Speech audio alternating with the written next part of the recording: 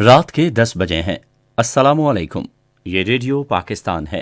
ایاز اسلم سے خبریں سنیے۔ پہلے اہم خبروں کا خلاصہ۔ پاکستان تحریک انصاف کی اعلیٰ قیادت کی رہنمائی میں پارٹی کا سندھ حقوق مارچ آج گھوٹکی سے شروع ہوا۔ صدر نے زرعی پیداوار بڑھانے کے لیے کاشتکاری کے جدید تکنیکیں اپنانے پر زور دیا ہے تاکہ ملک کی خوراک کی ضروریات پوری کی جا سکیں۔ اطلاعات و نشریات کے وزیر نے کہا ہے کہ حزب اختلاف وزیر اعظم کے خلاف اپنی تحریک عدم اعتماد کی حمایت حاصل کرنے کے لیے پاکستان تحریک انصاف کے کچھ ارکان پارلیمنٹ کی وفاداریاں تبدیل کرنے میں ناکام ہو گئی ہے۔ اور یوکرین میں پاکستان کے سفیر کا کہنا ہے کہ کیف میں پاکستانی سفارت خانہ تمام پاکستانیوں کو براستہ پولینڈ اور رومانیہ نکالنے کے لیے بھرپور کوششیں کر رہا ہے۔ اور اب خبریں تفصیل کے ساتھ۔ پاکستان تحریک انصاف کا سندھ حقوق مارچ پارٹی کی اعلیٰ قیادت کی رہنمائی میں آج گھوٹکی سے شروع ہو گیا۔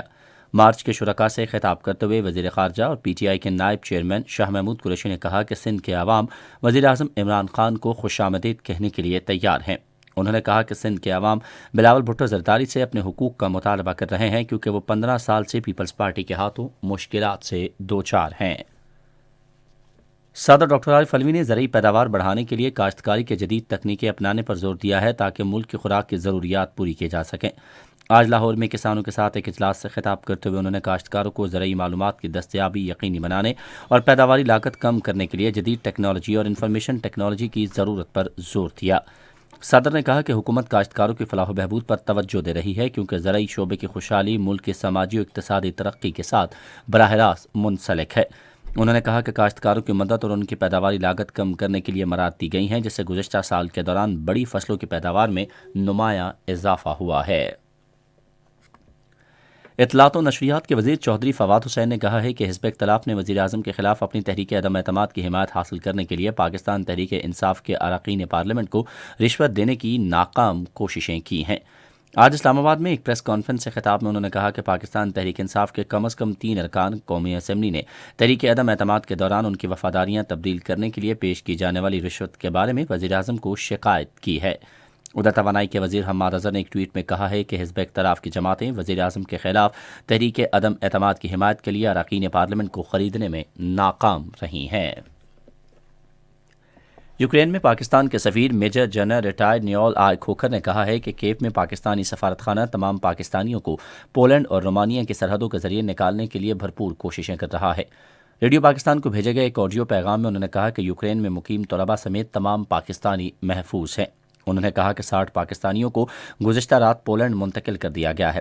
72 پولینڈ، رومانیہ اور ہنگری کی سرحدوں کو عبور کرنے کے لیے وہاں موجود ہیں اور ہم کل تک تقریباً 400 طلباء کو منتقل کر دیں گے۔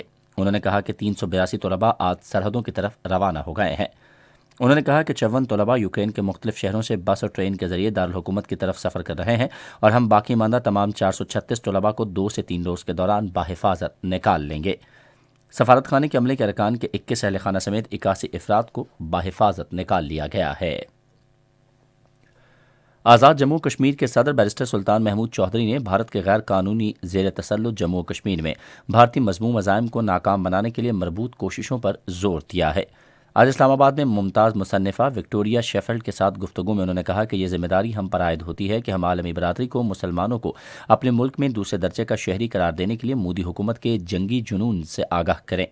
انہوں نے کہا کہ آرٹیکل 370 کی منسوخی کے بعد سے اب تک بھارتی حکام نے مقبوضہ وادی میں آبادی کا تناسب تبدیل کرنے کے لیے غیر ریاستی عناصر کو 42 لاکھ جعلی ڈومیسائل کے اجراء کے علاوہ غیر مقامیوں کو ہزاروں کنال اراضی لیز پر دی ہے۔ امریکہ نے روس کے خلاف جنگ کی غرض سے یوکرین کو $35 کروڑ مالیت کا اضافی فوجی ساز و سامان فراہم کرنے کا اعلان کیا ہے جس سے مجموعی فوجی امداد $1 ارب تک پہنچ جائے گی۔ ایک بیان میں امریکہ کے وزیر دفاع اینٹونی بلنکن نے کہا کہ پیکج میں یوکرینی فوج کی مدد کے لیے مزید خطرناک ہتھیاروں کی دفاعی معاونت بھی شامل ہے۔ بلنکن نے کہا کہ اس صدر جو بائیڈن کی جانب سے یوکرین کے لیے اعلان شدہ فوجی امداد کا تیسرا پیکج ہے۔ اور 7ویں پاکستان سپر لیگ کا فائنل کل لاہور میں ملتان سلطانز اور لاہور قلندرز کے درمیان کھیلا جائے گا۔ میچ شام 7:30 بجے شروع ہوگا۔